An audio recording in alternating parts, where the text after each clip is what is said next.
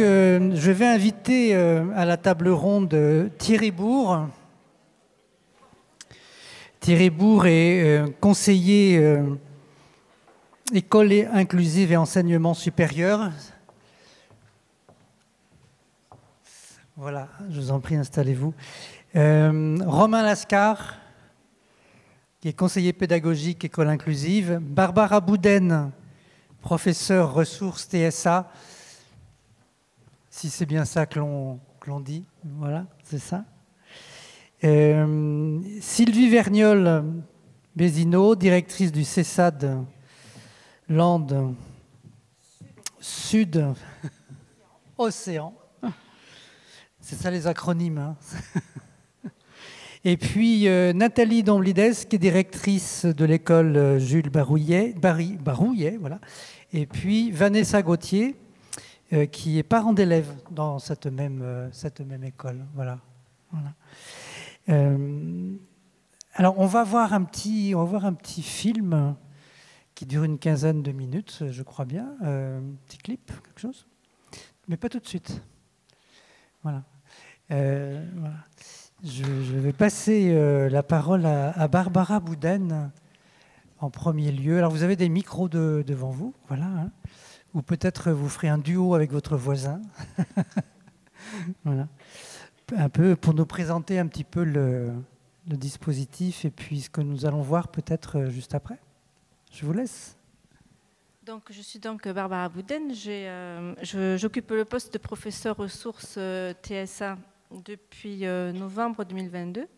C'est un poste qui a été créé en 2018 dans le cadre de la stratégie nationale de l'autisme 2018-2022. Et j'ai pris la suite de mesdames Millot et Martinez, si vous avez peut-être rencontré avant moi. Donc j'exerce mes missions dans tout le département, sous la responsabilité de l'IEN École Inclusive. Et j'interviens du coup auprès des membres des équipes éducatives des Landes du premier et du second degré dans les établissements publics et privés sous contrat, concernés par l'accompagnement à la scolarisation d'élèves avec troubles du spectre de l'autisme diagnostiqués. Ceci en appui des équipes pédagogiques et des équipes de circonscription. Donc j'ai un rôle pédagogique et d'accompagnement et de conseil auprès des enseignants et des établissements. J'ai 3 principales missions. La mise à disposition des ressources au service des adaptations scolaires, l'apport de conseils et l'accompagnement des enseignants avec une évaluation des besoins, des propositions d'adaptation et d'aménagement pédagogique et d'un suivi. Et aussi, je participe aux formations initiales et continues des enseignants et des AESH. Ce sont les établissements qui sollicitent mon intervention par mail ou téléphone.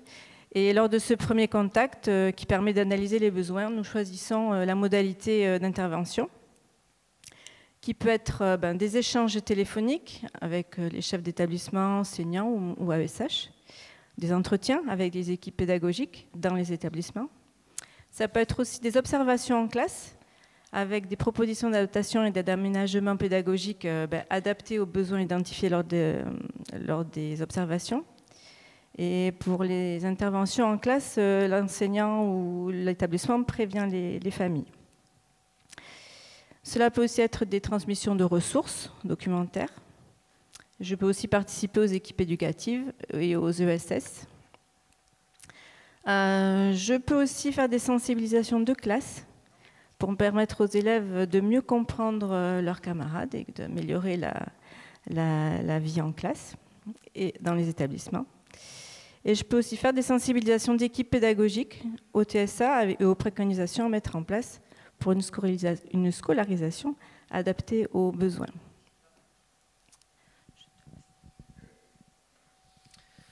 Bonjour, Romain Lascar, je suis professeur des écoles, spécialisé et conseiller pédagogique école inclusive sur le département des Landes.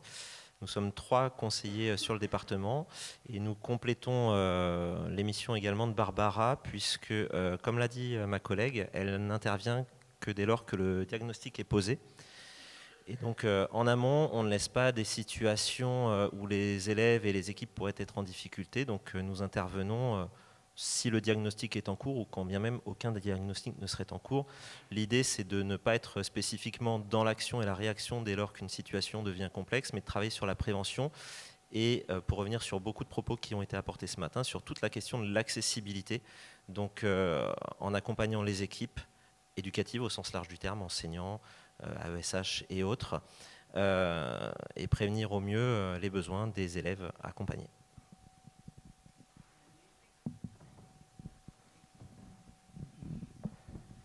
Alors, juste avant que vous voyez le petit film dont parlait Monsieur Ducal, juste vous dire que le CESAD Landes Sud-Océan est géré par les PEP 64. C'est un CESAD qui a été créé par les PEP 40 et aujourd'hui géré par les PEP 64.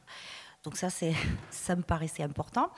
Et la deuxième chose que je voulais vous dire, c'est que ce petit film-là, on l'a choisi pour que vous ayez une idée de ce que peut être l'inclusion et le travail médico-social et avec les enseignants. Mais les PEP 64 avec le CESAD-LSO gèrent une UEMA sur Saint-Paul-et-Dax, une UEA sur Saint-Paul-et-Dax et le dispositif d'autorégulation dont vous allez voir le film. Simplement pour vous dire que la démarche qui est montrée dans ce film est la démarche concernant toutes les unités d'enseignement. En fait, hein, voilà. On a choisi l'autorégulation, mais ça aurait pu être sur l'UEMA ou sur l'UEA. C'est la même dynamique, la même démarche. Merci. On va donc voir le petit film.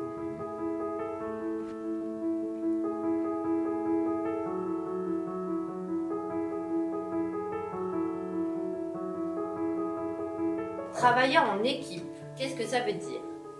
Faire des choses ensemble et se mettre d'accord tous ensemble. Super, donc se mettre d'accord. L'intérêt du dispositif d'autorégulation est de prôner donc l'inclusion des enfants autistes dans le milieu ordinaire. Et l'objectif est que les enfants puissent apprendre entre eux. Donc voilà, nous favorisons la paire aidance et vraiment l'empathie et la bienveillance de tous les enfants. On dirait un tableau. Super Lucas, c'est le même tableau. Merci. La sensation d'être encadré par une équipe, le lien entre la partie scolaire pure et l'accompagnement pluridisciplinaire après qu'il peut y avoir autour de l'enfant, autant dans le cadre scolaire que dans la vie personnelle après à la maison. L'enfant, l'élève, est inclus dans sa classe d'âge. Il participe là au bilan collectif de la correction de la dictée. Il apprend lui-même à réguler ses émotions et à rectifier ses erreurs. L'enseignante, le connaissant bien et connaissant ses besoins d'adaptation pédagogique, lui propose des stratégies efficaces pour ses apprentissages. Le dispositif d'autorégulation est pour moi un bel exemple de ce qu'on peut mettre en place pour améliorer l'accessibilité de notre école, mais aussi pour ajuster les démarches de compensation. J'ai vu que le dispositif d'autorégulation avait permis de partager un cadre théorique de connaissances entre enseignants et médico-social. Ça a contribué à créer des outils, des démarches pédagogiques, des postures des professionnels qui fonctionnent pour tout le monde et pas uniquement pour les élèves du dispositif d'autorégulation. L'éducatrice et l'enseignante aident l'enfant, l'élève, à entrer dans l'activité et à persévérer. Il s'agit aujourd'hui d'un exercice de grammaire. Il se repère dans la phrase simple et maîtrise les gestes de l'écriture cursive. Il a besoin d'être encouragé et félicité. Il a besoin d'entrer en interaction. Je viens très régulièrement pour aider les collègues, à la fois enseignants et éducateurs, pour parfaire leur pratique professionnelle, leur amener un œil extérieur et les aider à fixer des objectifs pour les enfants. La pratique de l'autorégulation permet aux enfants de gérer au mieux leurs émotions, leurs comportements et leurs pensées. De ce fait, ils sont d'autant plus disponibles pour l'ensemble des apprentissages scolaires, mais également pour tout ce qui est relations sociales et gestion des émotions. C'est-à-dire que ça va favoriser le vivre ensemble. Le premier jour de la rentrée, il est rentré à la maison avec un grand sourire en disant « Maman, enfin tout le monde me comprend. La maîtresse, elle a expliqué à tout le monde ce que c'était que l'autisme et il s'est senti vraiment à l'aise et compris. » En ce qui nous concerne, nous, on a trouvé très intéressant ce triangle qui est fait entre les éducateurs, la maîtresse et les parents. Ce qui nous permet d'échanger sur toutes les difficultés qu'Émile peut rencontrer, surtout ce qui est intéressant de travailler, vers quoi on peut évoluer et toute voilà, cette inclusion, finalement, fait s'épanouir notre fils et je pense que c'est le plus important. On intervient du coup sur différents temps du quotidien, on fait des ateliers en fonction des besoins repérés, notamment sur la gestion émotionnelle et la posture d'élève. Ce sont des besoins repérés en équipe avec les maîtresses qui accompagnent les enfants au quotidien. Et ensuite, on fait de la généralisation, c'est-à-dire qu'on intervient en classe pour travailler le comportement qu'on a travaillé en amont ici. Avec l'autorégulation, on apprend à communiquer avec respect, à se mettre à la place de l'autre, à respecter les règles, à maîtriser sa frustration, à coopérer. On apprend à jouer et à prendre du plaisir. Qui a gagné? Manon. Manon a gagné. Bravo Manon. Bravo Manon. Merci Timéon. Trop fort. La raison pour laquelle nous sommes inscrits dans cette démarche, dans ce dispositif d'autorégulation, aux côtés de l'ARS, de l'Éducation nationale et des PEP, c'est qu'il nous fallait répondre aux besoins des familles sur les élèves de l'élémentaire. Et on l'a fait avec notre référente handicap, mais aussi avec les agents de notre agglomération qui interviennent dans le périscolaire le midi pour accompagner ces enfants et soulager aussi les familles parce que ce dispositif est très très inclusif. L'intérêt du DAR, c'est de pouvoir inclure donc les enfants dans des classes ordinaires grâce à une coopération étroite entre le dispositif d'autorégulation médico-sociale et l'équipe pédagogique. Ça permet aussi à ces élèves-là de se détacher d'une aide humaine permanente qu'ils ont la plupart du temps eue avec l'aide d'une AESH, s'autoréguler, de travailler sur leur conduite, leur stratégie, leur comportement pour pouvoir entrer dans les apprentissages scolaires. Pour que le dispositif fonctionne, beaucoup de travail partagé entre les enseignantes et les éducatrices, entre l'enseignante d'autorégulation, les éducatrices et la directrice du CESAD, et entre les deux directrices. Écouter l'autre, se mettre d'accord, coopérer. Il nous a semblé opportun de travailler sur la piste de l'autorégulation pour deux raisons principales. La première, c'est de pouvoir permettre une scolarisation à temps complet, c'est-à-dire ils sont à temps complet dans les salles de classe, avec par contre la possibilité de disposer d'une salle d'autorégulation pour effectivement apprendre à gérer ses émotions. Et puis la deuxième chose, c'était permettre une entrée dans les apprentissages, puisqu'on sait très bien que le groupe classe est un effet positif pour permettre à ces élèves de gagner progressivement l'autonomie et par là même de pouvoir dépasser les questions des apprentissages, qui est quand même le centre de ce qu'est aujourd'hui l'école. Ce qui nous régit à nous, les êtres humains, c'est le balancement de plusieurs compétences. Il y a nos émotions, les identifier, en faire quelque chose, c'est pas toujours aisé. Il y a également nos interactions avec les autres, comment nous interagissons avec les autres êtres humains. Et il y a aussi notre façon d'apprendre, d'entrer dans le cognitif.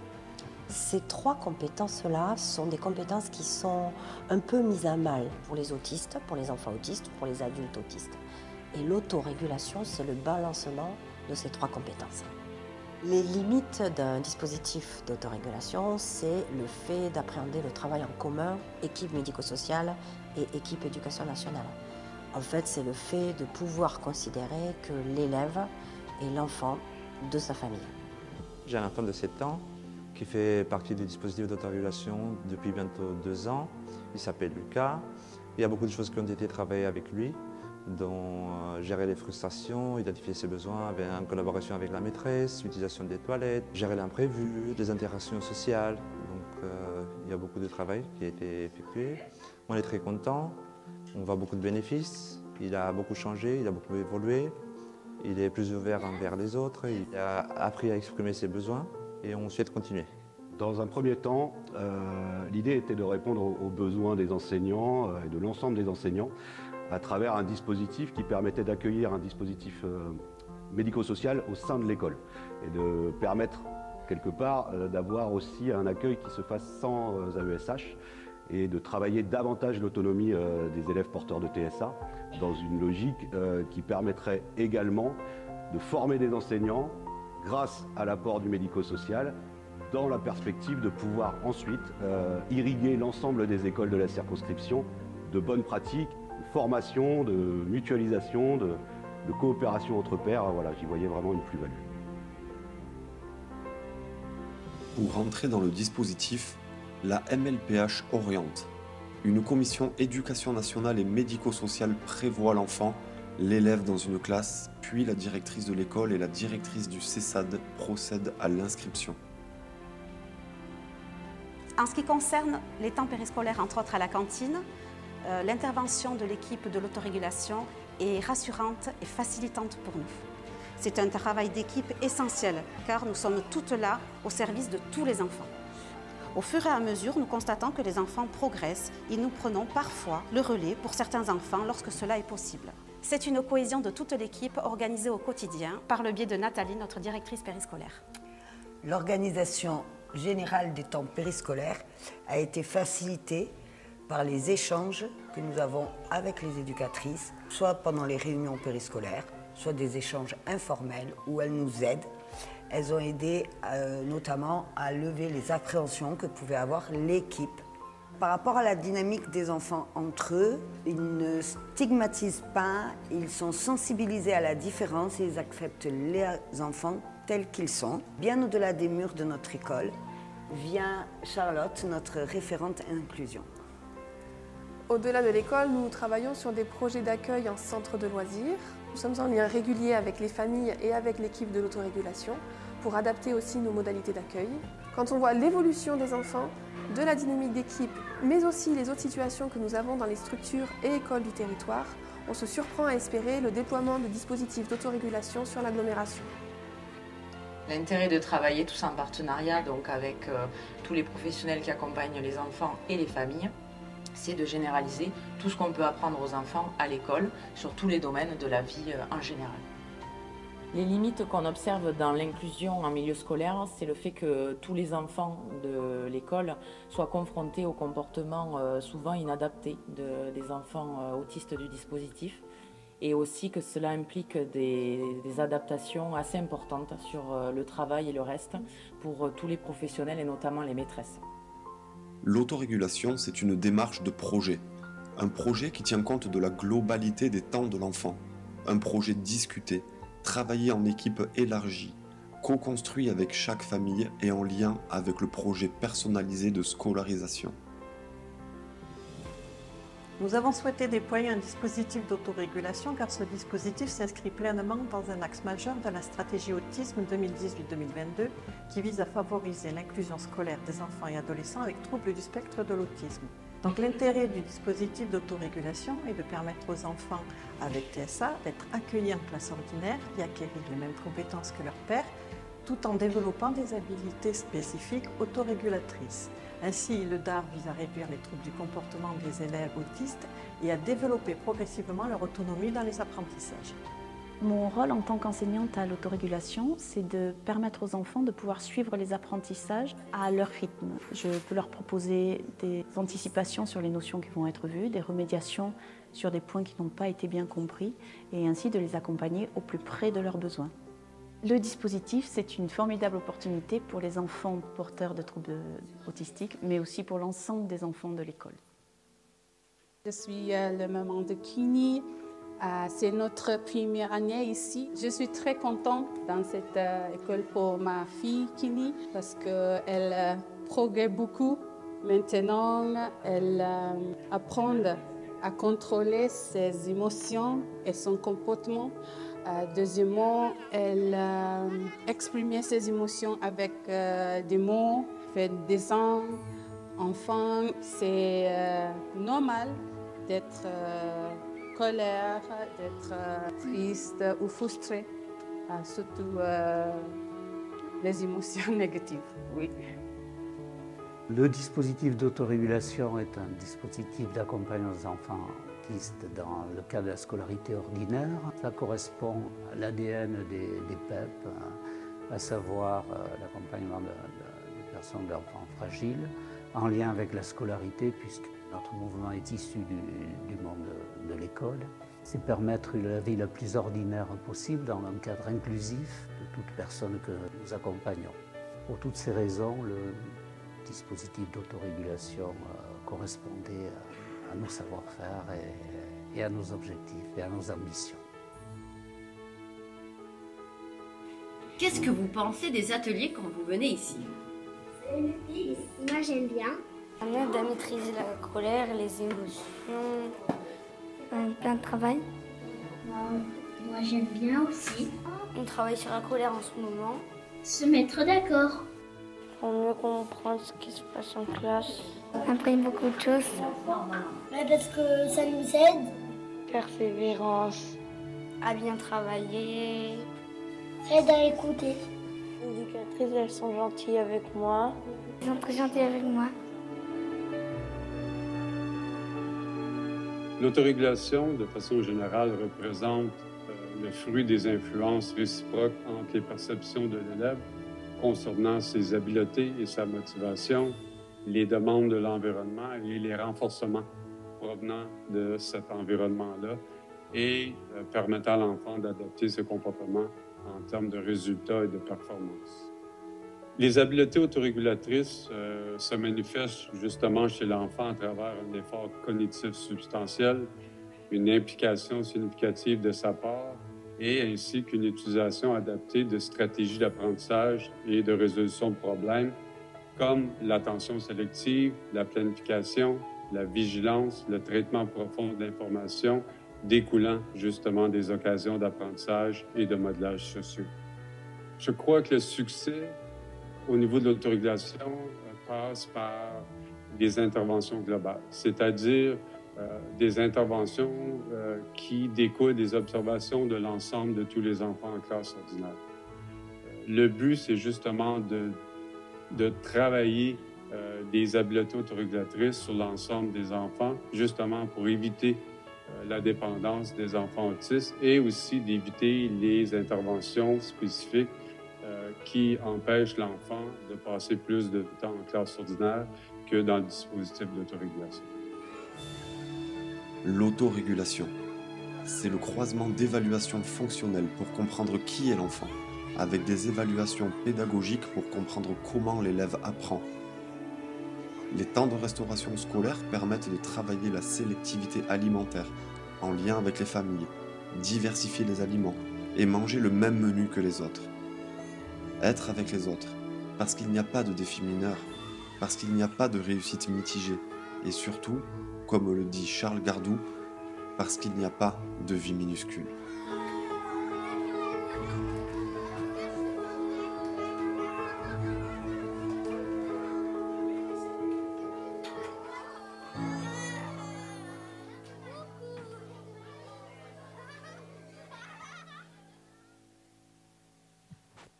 Bien, fort joli documentaire.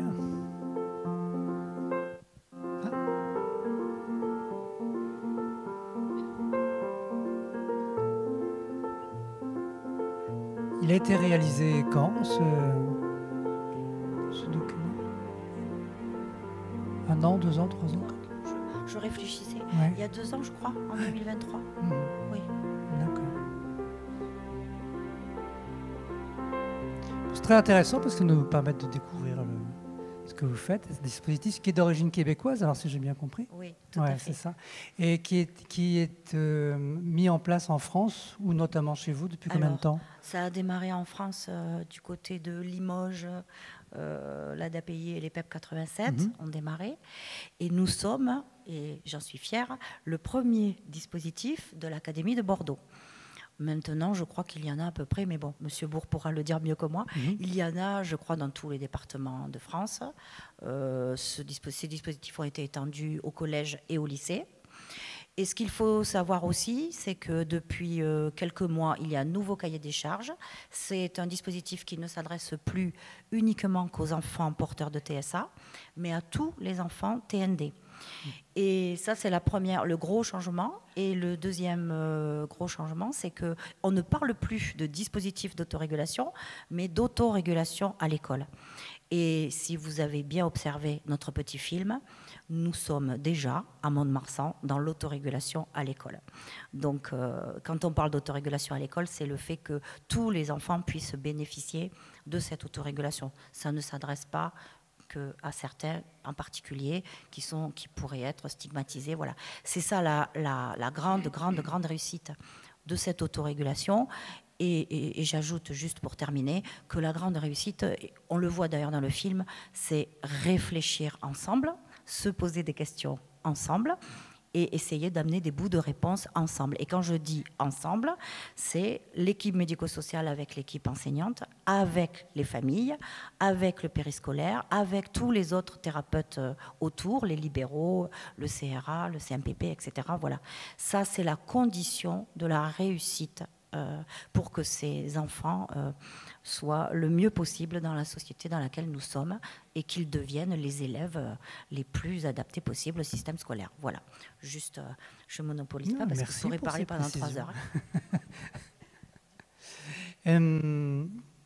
Donc du coup, enfin, moi, alors j'entendais que dans votre domaine comme dans le nôtre ou tous les autres, on utilise beaucoup d'acronymes. Alors, le DAR, voilà, AESH, UEMA, oui, UEMA, c'est fini ça, le DAR. On parlera plus de DAR. Nous, on fait pareil. On parlera d'autorégulation à l'école. Voilà. Il faudrait qu'on fasse un glossaire systématique qu'on remettrait à l'entrée pour faciliter l'accessibilité aux acronymes. La question que je me posais, c'était... Mais je vais la poser aussi à vous tous. Par exemple, ce dispositif, est-ce qu'il est répandu partout ou est-ce qu'il est spécifique actuellement à un ou 2 lieux un peu expérimentaux encore par exemple, à l'école de Saint-Paul, les Dax. Est-ce que ce dispositif...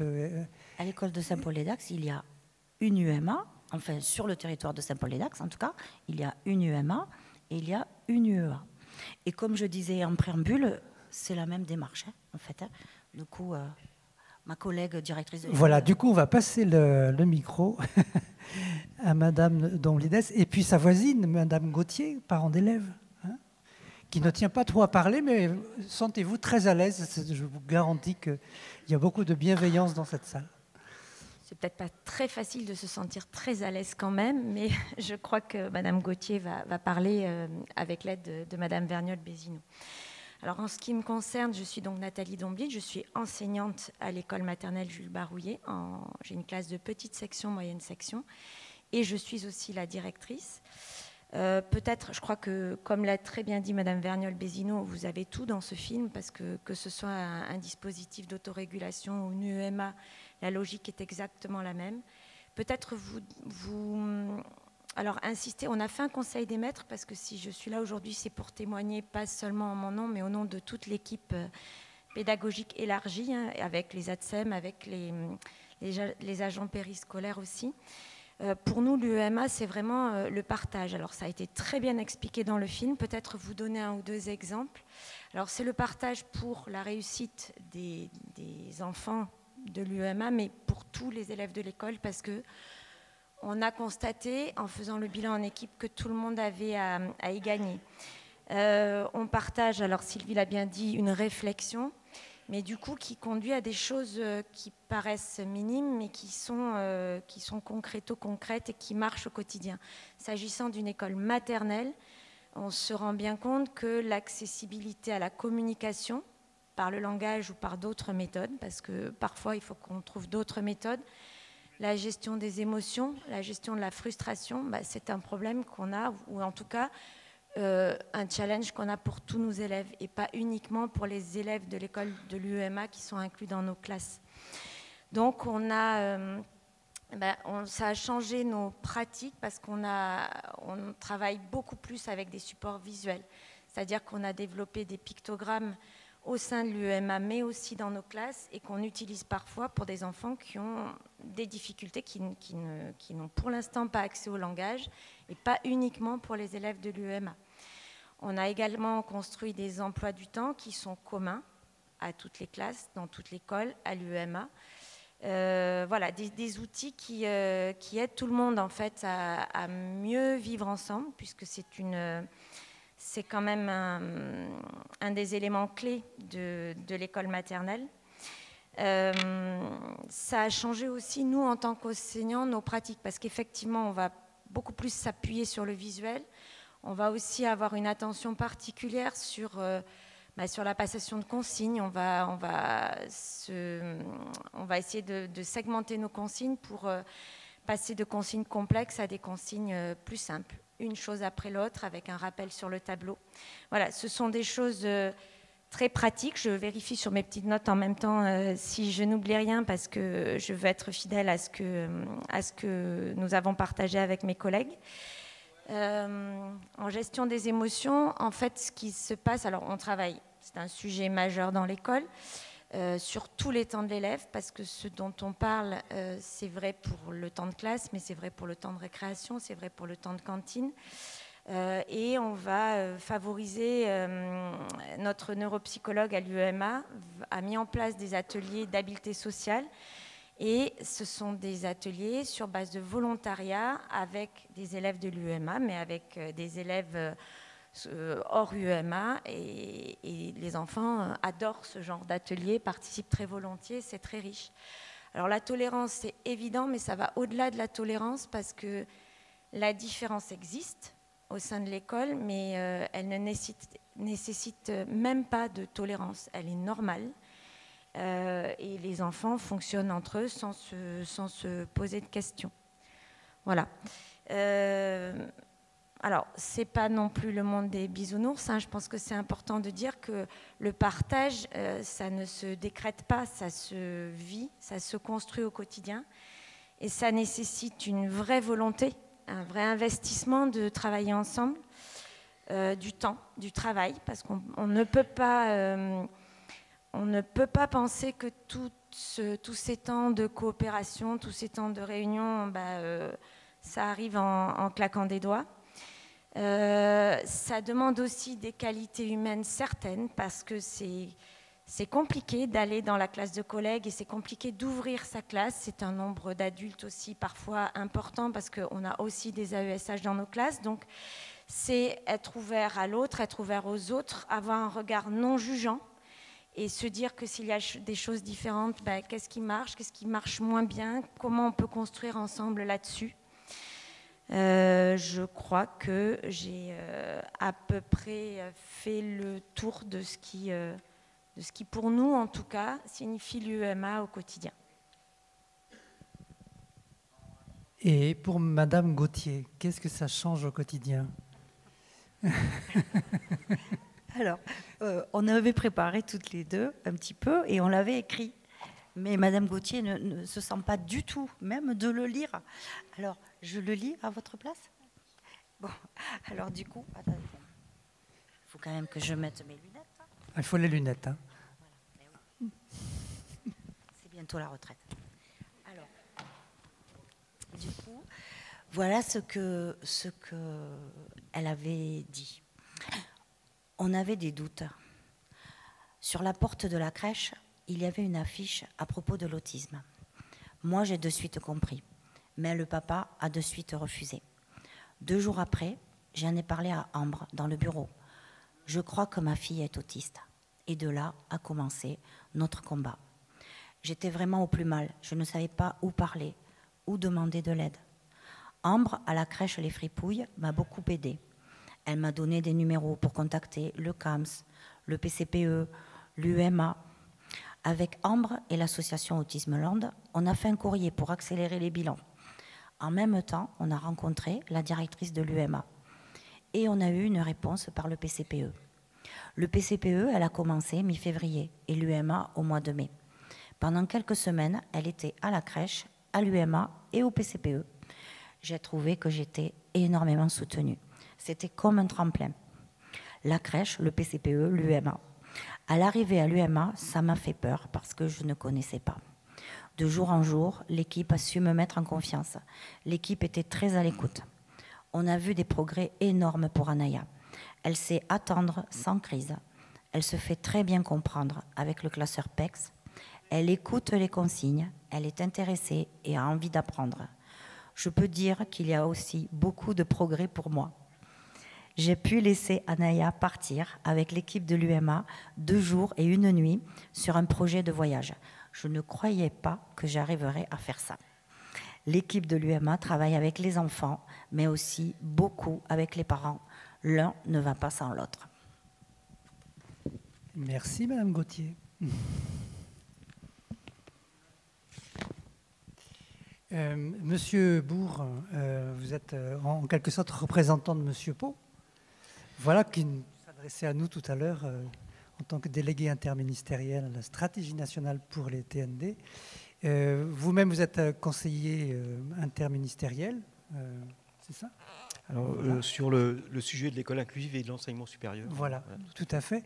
Et donc, est-ce que vous pouvez nous éclairer un petit peu sur ce qui se passe en termes de politique éducative, là, et qu'est-ce qui est attendu dans les mois et les années qui viennent voilà. Je crois que les choses sont en marche, mais de quelle manière ?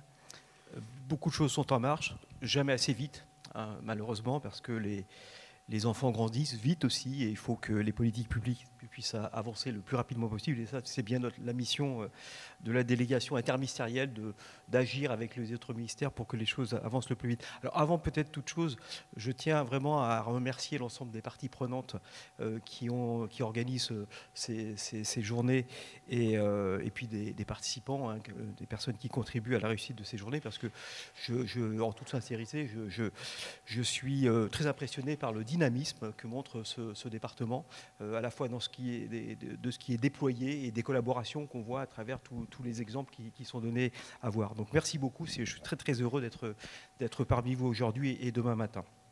Alors, peut-être déjà, avant ça, peut-être répondre à une question des volumes, hein, de déploiement de dispositifs d'autorégulation ou autres en France. En volume, actuellement, à ce jour, nous sommes à 333 unités d'enseignement maternel autisme, hein, qui ont été créées en France, 169 unités d'enseignement élémentaire pour l'autisme. Il y a 79 écoles qui fonctionnent avec une équipe dédiée à l'autorégulation et 35 établissements du second degré, c'est-à-dire collège ou lycée, qui fonctionnent également avec une équipe d'autorégulation. Et à la rentrée prochaine, les choses vont se poursuivre. Nous aurons d'ici 2027 210 autres créations, hein, d'équipes ou de dispositifs. Et actuellement, déjà, les 616 équipes et dispositifs qui existent permettent d'accompagner plus de 5100 élèves avec TSA ou TND.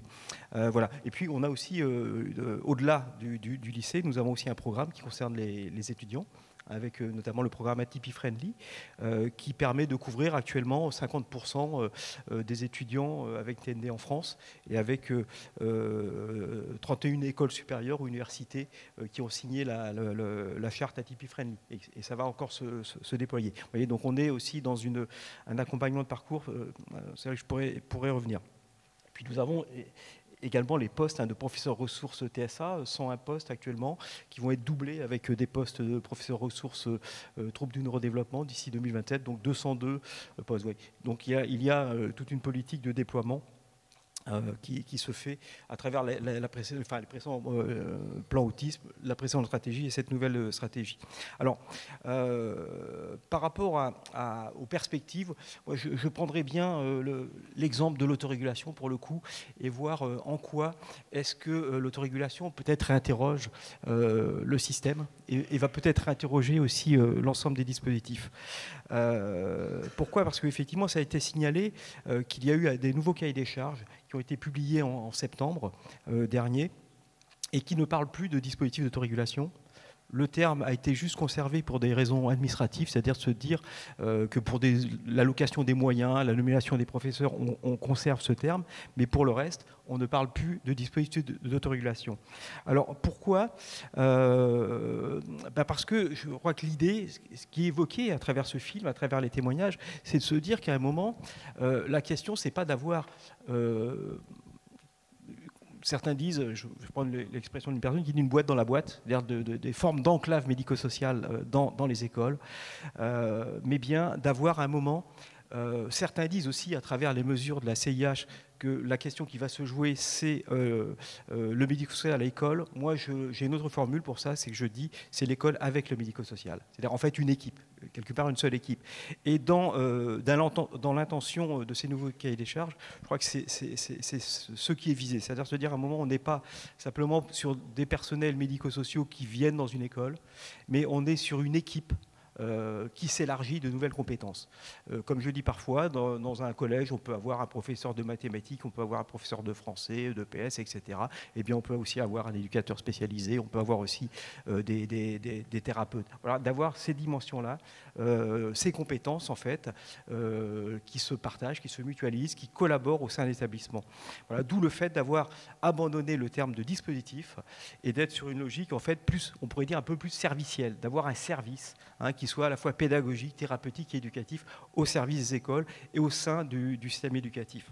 Voilà. Et notamment l'autorégulation à l'école, au collège et au lycée réinterroge ces questions-là. Questionne également tout le travail intermétier qui est fondamental, questionne la formation, comme l'a évoqué Étienne Pau, c'est-à-dire ce que nous allons expérimenter en Occitanie, c'est de la formation systématiquement croisée dès lors qu'il s'agit de TND, c'est-à-dire de ne pas former d'un côté les enseignants et d'un côté les acteurs médico-sociaux, mais d'avoir des formations communes, voilà, avec l'idée de déployer ça partout après en France. Voilà. Donc c'est quelque chose sur lequel nous travaillons.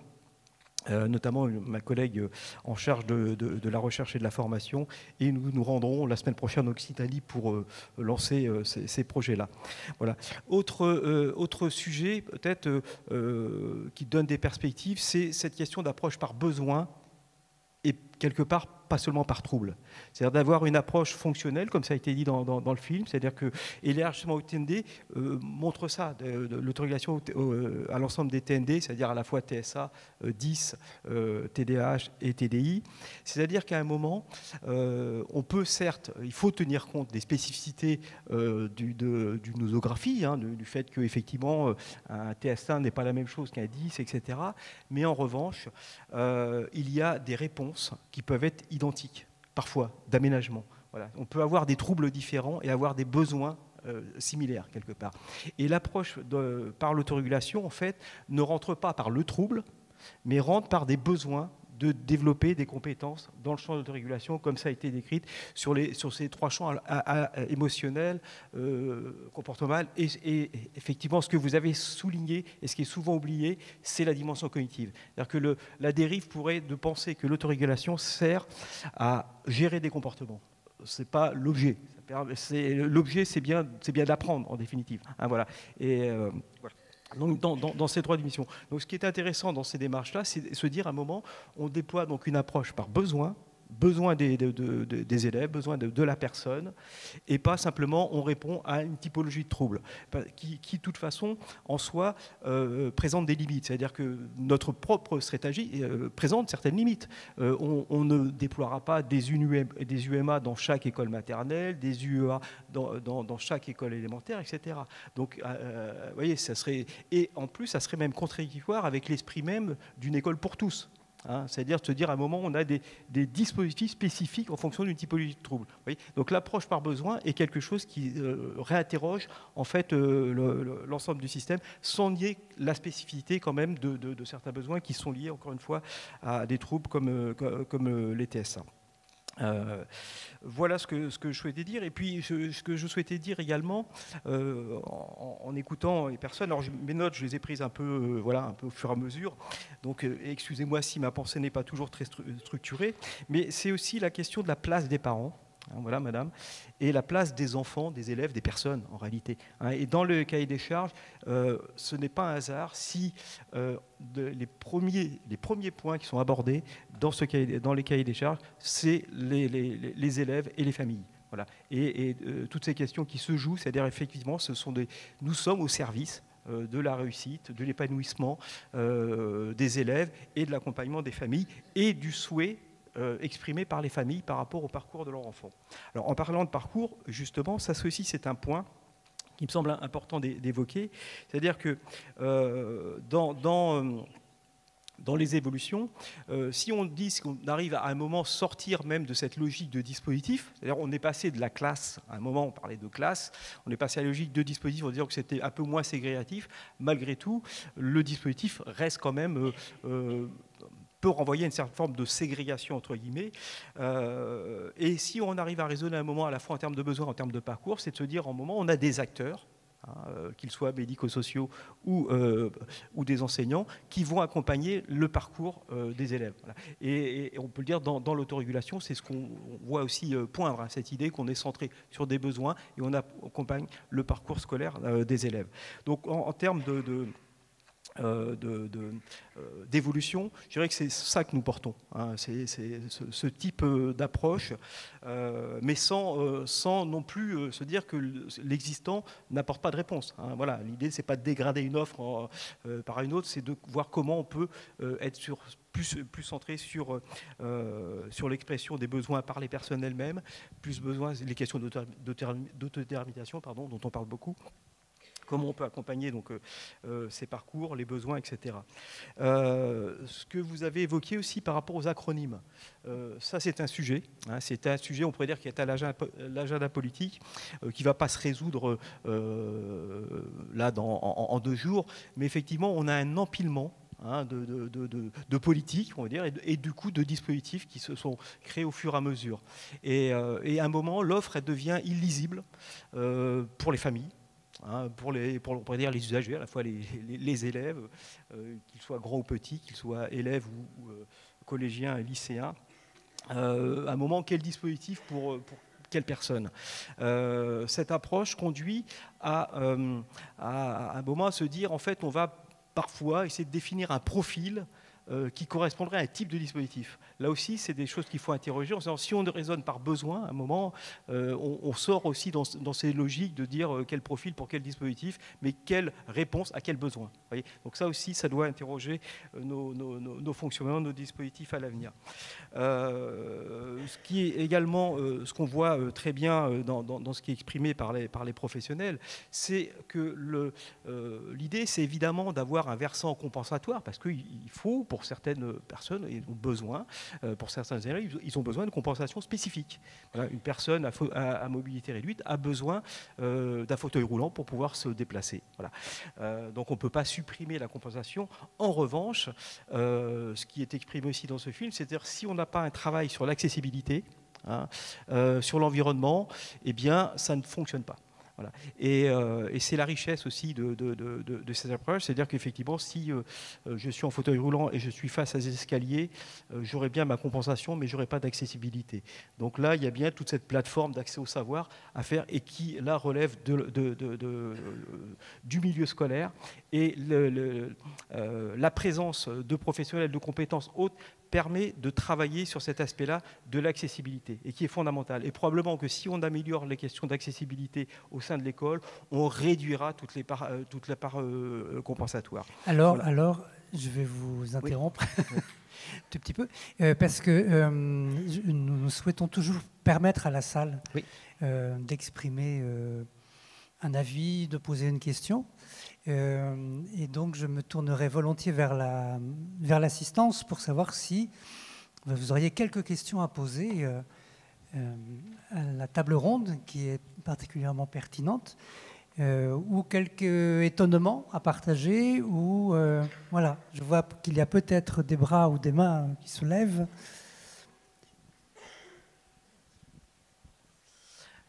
Bonjour, docteur Millotte, donc médecin au centre départemental de l'enfance et de la famille et qui travaille dans l'UMA de Saint-Médard à Mont-de-Marsan. Je profite de cette table ronde pour évoquer effectivement le fait que vous parliez de l'éducation nationale et le service médico-social, et je pense qu'effectivement le travail doit être poursuivi, et même en termes de vocabulaire, on entend bien qu'on parle de certains d'élèves, de comportement d'élèves, et nous d'enfants. Donc il va y avoir aussi cette problématique-là. Je remercie Madame Vergnaud-Bézineau d'avoir évoqué le CMPP, notamment dans les partenaires, ce qui fait rebondir sur la problématique de la coordination, notamment voilà, les limites aussi, malgré tout, sur la coordination globale, notamment aussi médicale. Et ma question est effectivement, enfin, quid après l'école primaire et l'école maternelle?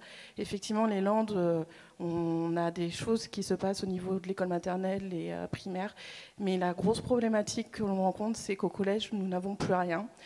C'est des enfants qu'effectivement, on a des exemples concrets avec Madame Vergnaud-Bézineau au niveau du de l'autorégulation à l'école, de jeunes qui étaient en bonne évolution avec ce dispositif, dont on a repris le relais au CMPP en termes de soins, et qui là se retrouvent au collège avec de très grosses difficultés et avec un environnement qui n'est pas adapté et avec des comportements de régression. Donc voilà, questionnement sur le pratique dans les Landes pour le collège, lycée. Globalement, voici. Alors, on va vous répondre rapidement. Et après, alors? Et après? Est-ce qu'il y a un après? Est-ce que l'après est dans le futur? Moi, je ne vais pas répondre sur l'après, mais juste sur l'enfant, l'élève, effectivement, là est toute la problématique. Les enseignants parlent d'élèves, le médico-social parle d'enfants, mais il faut arriver à se comprendre. Et du coup, c'est un lent processus, mais je peux témoigner qu'on y arrive. Il faut beaucoup de temps. Il faut un énorme investissement de tout le monde. Et il y a une question qu'on n'a pas évoquée, c'est celle du pilotage, parce que c'est un dispositif qui doit être piloté conjointement entre le porteur médico-social et l'éducation nationale. Et là est aussi tout le cœur de la problématique. Pour partager ce que disait M. Bourg, c'est-à-dire à la fois la dynamique des comportements, à la fois la dynamique des émotions et à la fois la dynamique du cognitif, ces trois éléments-là, ce balancement-là qui fait l'autorégulation, ça doit être partagé par tout le monde, par une équipe médico-sociale, par une équipe d'enseignants et avec les familles. Pour moi, le cœur, et je le pose comme ça, dans le dispositif que je dirige et que je pilote conjointement avec l'inspectrice d'éducation nationale, les choses sont posées de cette manière. Le cœur, c'est la famille, l'enfant, et ensuite... Je crois qu'on l'a bien entendu, mais la question de madame, c'était « et après » ? Alors ça, et après, alors, moi je ne me permets pas de dire et après. J'ai déjà mon idée, je suis prête pour et après. Mais Monsieur Bourse, le et après, vous... Voilà. Le et après, j'ai donné des perspectives en termes de volumétrie nationale. Après, la question particulière des Landes, là, pour le coup, c'est une compétence académique et des ARS. Ce que je sais, c'est qu'il y a des projets qui concernent le second degré à l'avenir. Maintenant, je ne peux pas en parler à la place des acteurs. Voilà, mais je crois qu'au-delà, encore une fois, de la question des dispositifs, qu'il va falloir penser, c'est justement cette approche servicielle. C'est-à-dire se dire à un moment comment on augmente, encore une fois, les compétences de l'école avec le médico-social. Et ça, c'est un des enjeux, alors qui a pris différentes appellations en CNH en 2023 et puis dans les CIH de l'an dernier, et cette CIH-là, c'est-à-dire à un moment c'était centième dans l'école, CESAD à l'école, etc. Mais ce qui est interrogé actuellement, c'est justement ce travail médico-social à l'école. Alors quelle forme il va prendre? Ce que je peux vous dire, c'est en réflexion au niveau national, voilà. Et l'idée, c'est bien d'un moment avoir une couverture territoriale, voilà, adaptée. Donc je ne peux pas tout à fait répondre là sur la question des Landes. En revanche, quand même, j'ajouterai un mot sur cette question élève-enfant. Moi, les deux appellations ne me gênent pas du tout. Que les enseignants soient des pédagogues et soient là pour former, instruire, éduquer les enfants, ça fait partie de leur mission. Là, ils sont effectivement en tant qu'élèves. Mais ce qui n'empêche pas que dans les programmes de l'école maternelle, notamment, vous avez le terme « enfant ». Et je ne sais même pas d'ailleurs s'il y a le terme élève dans les programmes de l'école maternelle. Ça, peut-être que vous pourrez plus me le dire. Vous voyez, en fait, c'est pas le sujet véritablement, c'est de la coopération, de la collaboration entre les acteurs. C'est ça le problème.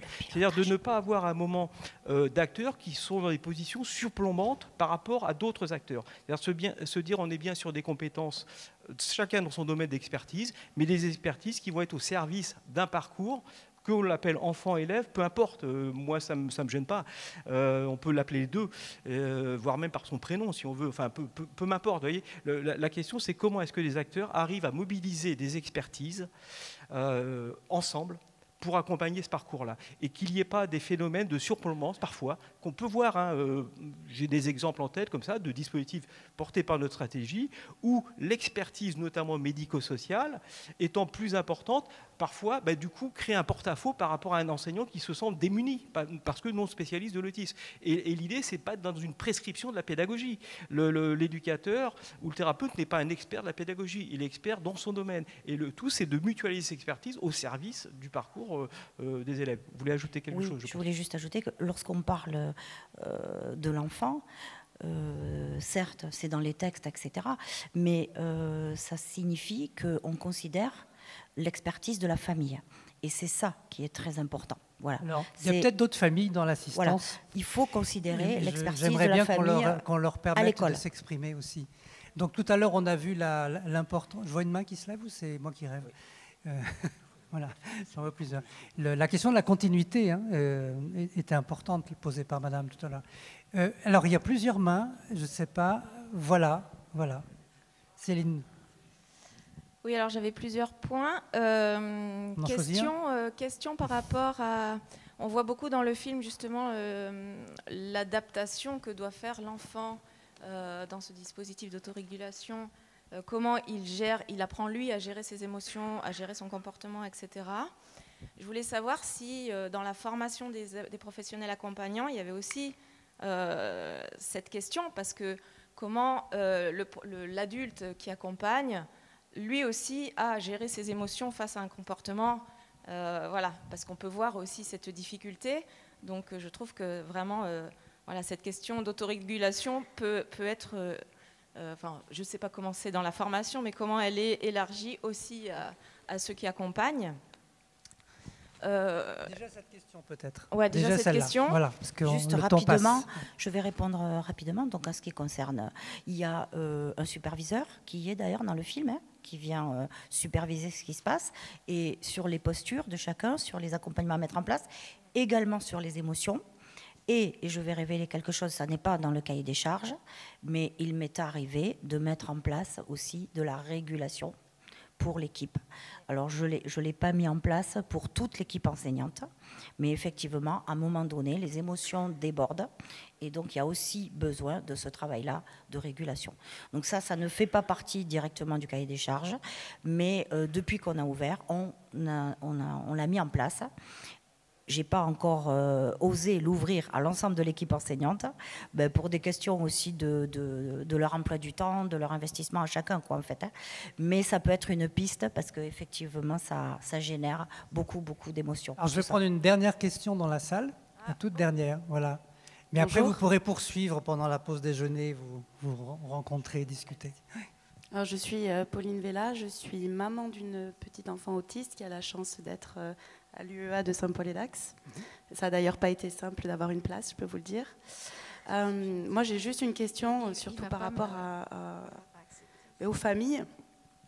Il y a quelque chose qui est très très frustrant, c'est qu'on voit qu'il y a notamment des voisins assez proches, dans le Pays basque espagnol, qui sont capables aujourd'hui de scolariser 98% des enfants avec besoins spécifiques, dans de bonnes conditions.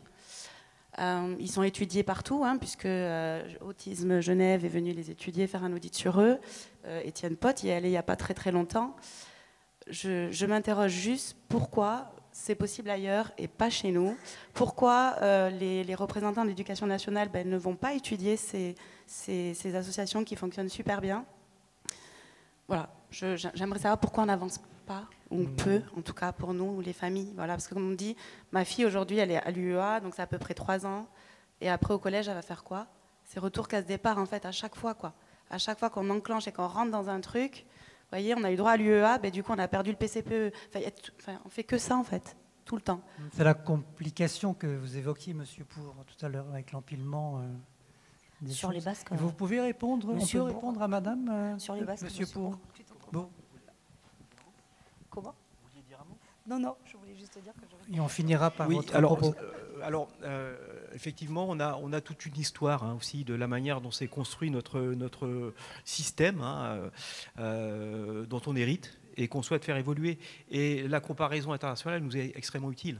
C'est-à-dire qu'effectivement, on se nourrit. Vous parliez d'Étienne Pau qui s'est rendu, voilà, il s'est rendu dans d'autres pays également, parce que l'idée, c'est de prendre les bonnes idées partout où elles sont, sachant qu'une bonne idée quelque part n'est pas forcément, on ne peut pas la transposer exactement pareil, parce que les systèmes ne sont pas identiques, parce que les cultures ne sont pas forcément identiques, l'histoire n'est pas identique, vous voyez. Donc on ne peut pas simplement dire là, il y a une bonne idée et on va la transposer. Il faut examiner les invariants, on pourrait dire, de la bonne idée qu'on peut voir, et puis les variables qui sont dues à la spécificité de certains pays. Mais effectivement, ce travail, il est fait et il alimente aussi notre réflexion, bien sûr.